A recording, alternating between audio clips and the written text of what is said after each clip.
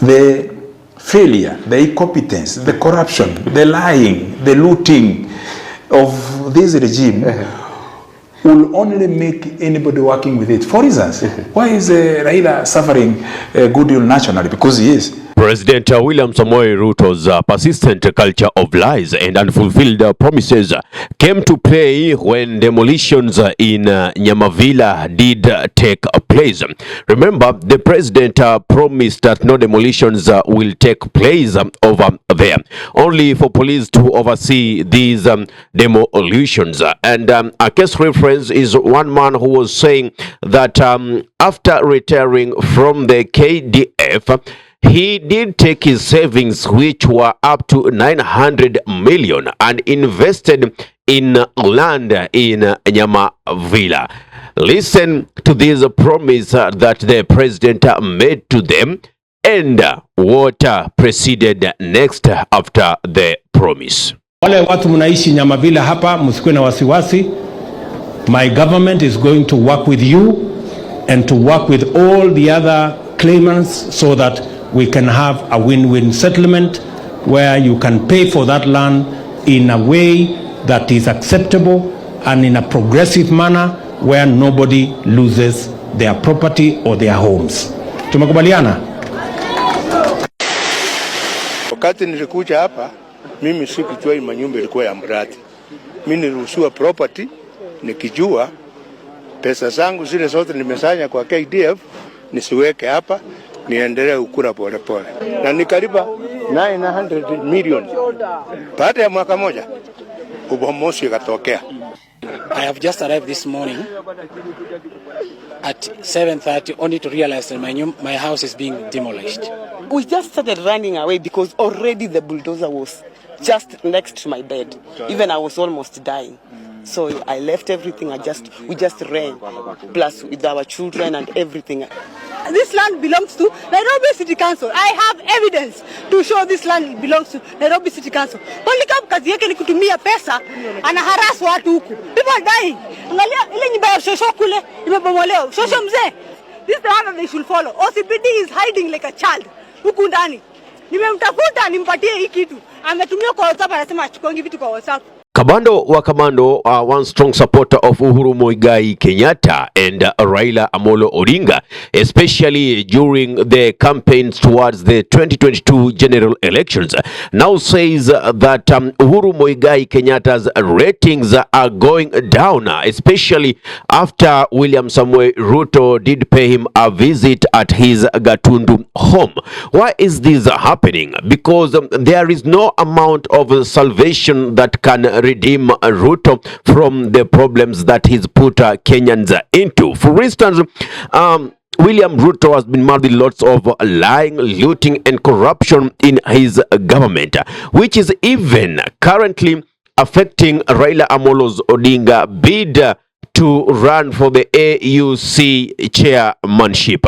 He also says that during the campaigns towards the 2022 general elections, Raila was a state project and all the resources from the government were geared towards campaigning for him, ensuring that he garners more votes during the elections. And he says surprisingly that Raila Amolo Odinga got more votes in the mountain as compared to the votes he got from his ethnic community back in Nyanza.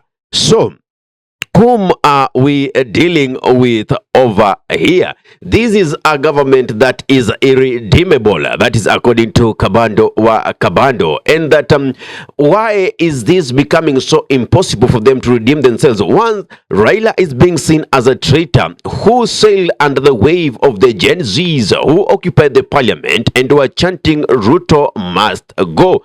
And through that they went and formed the broad-based government. Yet it was another promise back during the campaigns that Ruto said that the opposition shall be given its place, but the game has totally changed right now, saying that they are uniting the nation. What is the place of the constitution that enshrines that, of course, there is the government and there is the opposition? You know, when we were doing 2022, it was very difficult to sell the Raila Karua ticket. But it became more difficult because of the perception. But reality, I may say, that Raila was more of a state project in 2022. All right? All the resources, all the facilities were directed towards his candidature. All right? The instruments of power, the state personnel, the state machinery, including guns, security, and money. But we did all we could, and we gave Raila a record vote that many people want to ignore.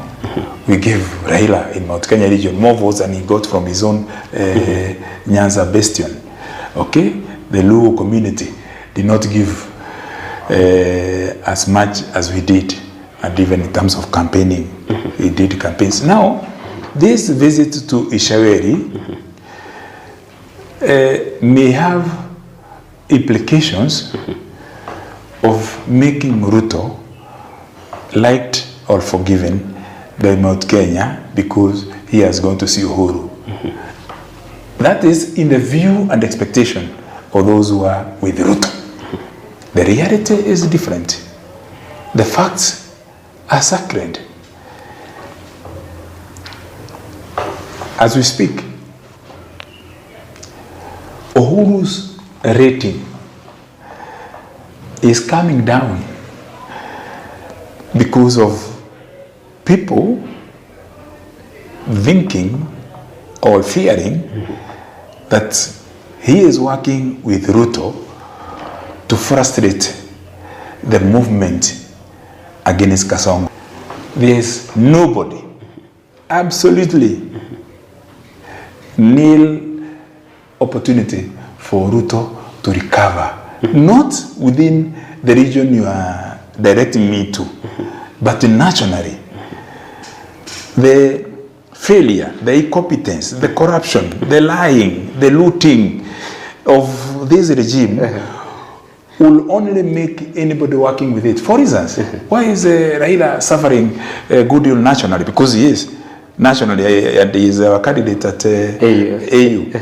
It's because he worked with Ruto against the public interest and caused Ruto to escalate his impunity when the Gen Zs and supported by millennials and blessed by us, their older ones and parents, had pushed Ruto to the edge, and they had even dissolved his cabinet, and they would have even had the dissolution of parliament and starting this country afresh.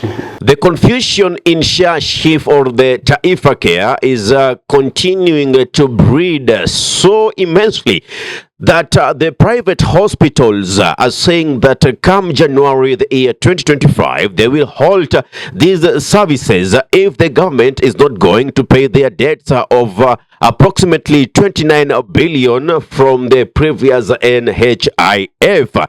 They say Shah has a long way to go in order to benefit all Kenyans. Now, remember, this is a question that I've always been asking. Instead of using a lot of money in transitioning from NHIF to She or Shah, why could they just better the loopholes that were in the NHIF? Ile pesa ambayo tulikuwa tunalipa kwa NHIF, hospitali zingine zilikuwa zinalipwa 1200 kila mwaka, sasa imepunguzwa hadi shilingi 75 kwa mwezi.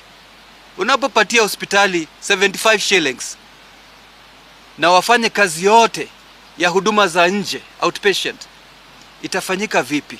Today we have Kenyans who are being paid only 10% of an ICU bill, and we have statements coming out saying that ICU is only rebate. Now, if you are collecting more money, because of 2.75%, why is it that we are not getting more benefits?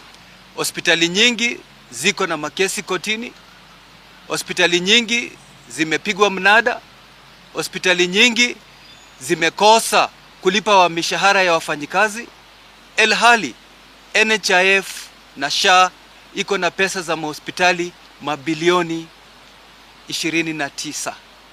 Unless there is substantial move to settle NHIF liabilities from 1st of January, we will move to out-of-pocket payment. We have no other way. How do we keep the facilities open? I'll still refer to what Lee Njiru did say someday when he said that the citizens are food to these politicians, and he was referring one to Uhuru Muigai Kenyatta, William Samoei Ruto, Raila Amolo Odinga, Musalia Mudavadi, alongside others as political cousins.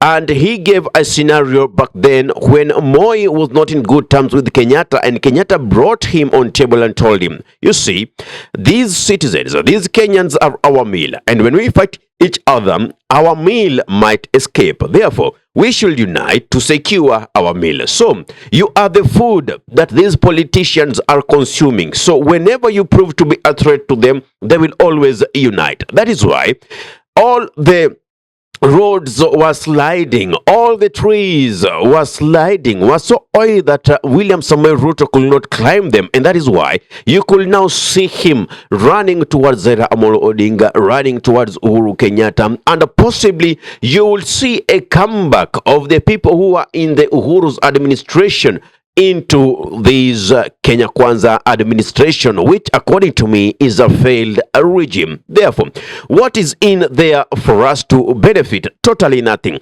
Right now, they are saying that fuel prices have gone down, and for instance in petrol by approximately 7 shillings.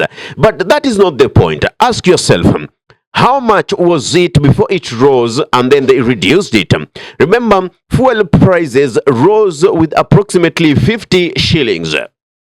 So it is just a mind game. And now reducing it with 7 shillings. So there is nothing that has been reduced. That's just a mind game that the government is playing with you. You are still continuing to pay those hefty taxes, huge levies on your electricity and the products that you consume. Now remember, if the fuel prices are high, other commodities also will have to persistently rise. Anyway, what's your thought about all these political analysis and the political landscape in Kenya? Give us your thought in the comment section below, whether you're watching from our Facebook page or you're watching from our YouTube channel. If you're watching from our YouTube channel, consider or kindly subscribe and press the notification button, so anytime that we are live or we upload content of this nature, you'll be the very first person to be notified. If you're watching from our Facebook page, kindly follow our page for regular updates. My name is Ahmed Khalif for the Unscripted Talks here in Durb Radio. Assalamu alaikum wa rahmatullahi wa barakatuhu. Kwa timba kali za Afrika, Durb Radio ndio mpango mzima.